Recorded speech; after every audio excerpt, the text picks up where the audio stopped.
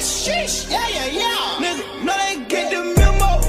They get the what? Say the right, they know the memo. Di dalam saya sangat betah, lebih betah di dalam aja. Video ini sudah tidak tersedia karena ada klaim hak cipta dari Rini Aido, aku bukan boneka. Hai lur, kembali lagi bersama saya Komedi di channel terkacau lagi debut Enjoy. Oke, di sini saya bakal bahas sesuatu yang memang harus dibahas di sini, jadi langsung saja kita bahas. Hayu, gaskan. Oke, langsung saja kita bahas. Apa yang mau aku bahas? Aku mau bahas soal bebasnya Ferdian Paleka dan di takedownnya video Keke bukan boneka. Aku kaget banget kenapa video Keke bukan boneka sampai di takedown kayak gitu ya. Sampai aku cari itu nggak ada itu loh. Oke, tapi kita masuk ke pembahasan pertama dulu ya guys ya. Bebasnya Ferdian Paleka. Kalian pasti udah tahu siapa Ferdian Paleka. Itu sudah tidak asing lagi, nama itu di telinga kita semua gitu loh. Karena bulan lalu dia melakukan kesalahan. Dia seorang YouTuber melakukan kesalahan yang mungkin tidak dia sadari. Dia melakukan prank sembako berisi batu dan sampah. Itu perbuatan sangat tidak terpuji ya. Tapi mungkin maksud dia tidak seperti itu. Lalu korban dari prank tersebut melaporkan ke pihak berwajib. Nah lalu atas laporan tersebut Ferdian Paleka bersama teman-temannya mendapat hukuman selama 12 tahun penjara. Tetapi kurang lebih 2 bulan kok Ferdian Paleka sudah bisa bebas lagi. Ini kenapa?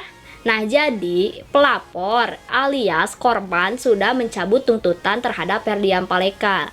Jadi Ferdian Paleka bisa bebas dan tidak dipenjara lagi karena pelapor atau korban sudah mencabut tuntutannya. Mungkin sudah diselesaikan dengan pihak kekeluargaan, jadi pelapor mencabut laporannya dan itu sudah menjadi hak pelapor.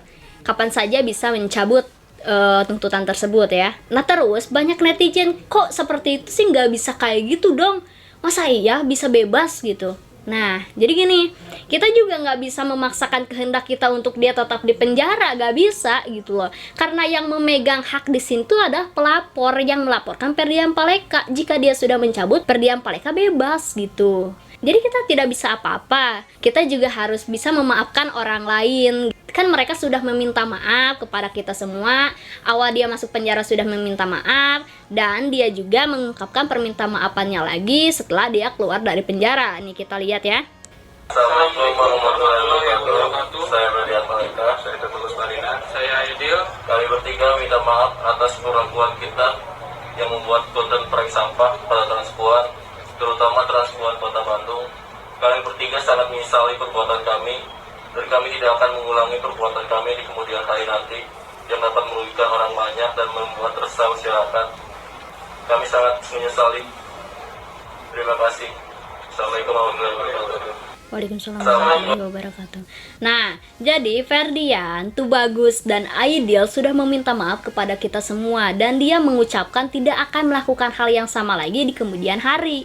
Jadi kita sebagai netizen yang geram atas kelakuan yang telah dia lakukan, kita tuh cukup memaafkan saja gitu. Semoga dia tidak seperti itu lagi. Terus aku tuh gak ngerti ya, kenapa setelah minta maaf ada video yang kayak gini lagi gitu loh. Aku nggak tahu ini maksudnya apa gitu kan. Nah jadi ini tuh dia udah bebas, udah bisa pergi gitulah, maksudnya udah ada di lingkungan kita gitu loh. Dia itu ditanya sama temennya, Per, bagaimana di penjara? Nah ini Di dalam saya sangat betah, lebih betah di dalam aja. Nah, jadi gitu. Dia ditanya sama temennya, bagaimana di dalam kamu? Di sana sangat betah, lebih betahan di dalam katanya. Kenapa dia bisa berkata seperti itu ya? Dia apakah senang di penjara ataukah apa ya? Nggak ngerti gitu. Ataukah dia mungkin bercanda doang dia ngomong kayak gitu, ataukah apa itu, aku gak ngerti juga. Semoga itu celotehan dia aja bersama temennya ya, jangan diambil serius juga oleh kita semua gitu. Nanti kita jadi geram lagi dong dengan dia ya. Itu mungkin bercandaan dia doang ya, mungkin ya menghibur diri ya mungkin.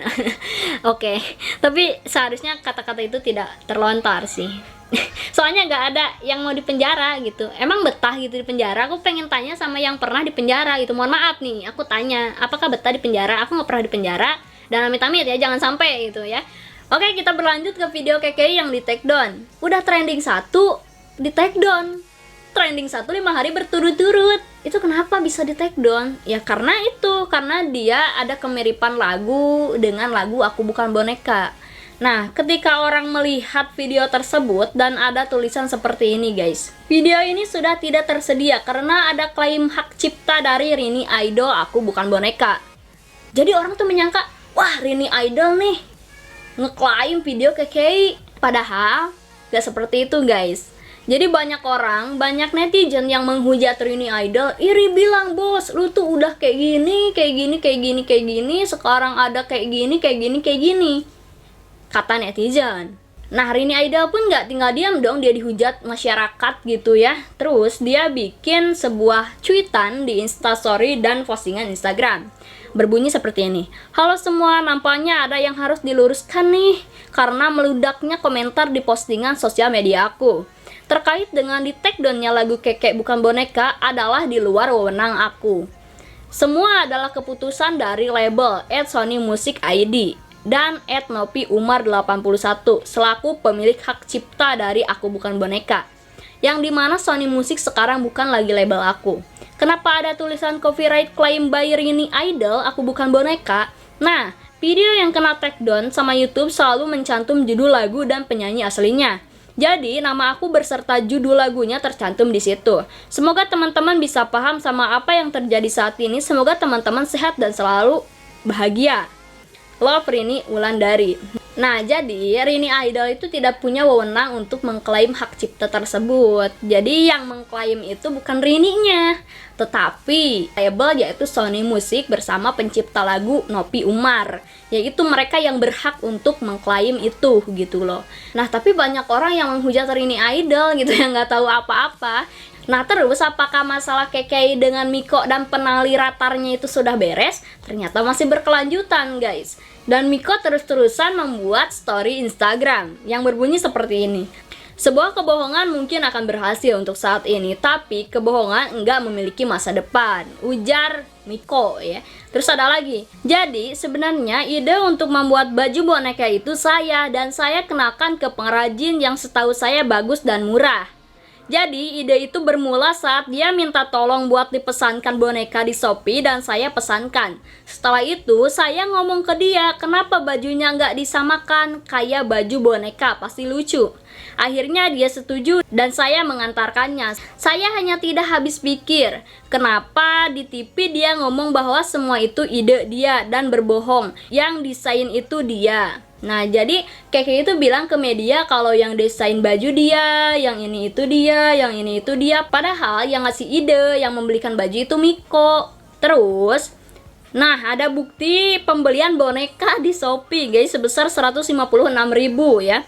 Ini caption dari Miko. Saya hanya berharap semoga dia bisa berkata lebih jujur lagi, karena percuma berbohong, karena saya ada buktinya. Jadi saya tidak bermaksud menjatuhkan dia, saya hanya ingin dia berusaha untuk jujur dan menghargai orang lain, karena masih banyak sekali kebohongan-kebohongan dia yang masih saya simpan. Oke, jadi Miko menyimpan banyak rahasia tentang KKI, jadi banyak banget katanya ya. Nah, ini ada lagi dari Miko nih. Nah, terus daripada kita saling sindir, ayo kita ketemu lalu klarifikasi semua biar semua tahu, berani. Nah, jadi Miko nantang KKI untuk ketemu bareng dan klarifikasi. Seharusnya sih memang seperti itu, harus dibicarakan dengan empat mata atau bawa teman-temannya yang bermasalah dibicarakan secara sebaik-baiknya gitu. Jangan bocor ke sosmed kayak gini gitu loh. Terus kata Miko, berani karena benar, takut karena salah. Wah, ditantang nih KKI, gimana Mbak Ratu Pentol, gimana ditantang, apakah bersedia atau tidak? Seharusnya bersedia dong. Seharusnya dibalik semua ini tuh ada klarifikasi antara mereka, dan seharusnya udah cukup lah, jangan memposting story-story yang terus menyudutkan KKI ya. Tapi aku nggak tahu ya itu dibalik semua itu ada apa, aku juga nggak tahu ya. Semoga masalah Miko dan KKI bersama teman-temannya cepat berlalu. Jangan sampai ada permusuhan di antara pertemanan, karena mereka sudah berteman baik sedari lama mungkin. Tapi kenapa ada yang kayak gini jadi bermusuhan, itu tidak baik ya. Oke, jadi mungkin segitu aja guys ya. Dan semoga Ferdian Paleka lebih baik ke depannya. Semoga kita semua lebih baik ke depannya. Dan KKI bisa menyelesaikan masalah itu sebaik-baiknya. Oke, jadi terima kasih guys sudah nonton. Stay fokus, salam Gedebut Enjoy.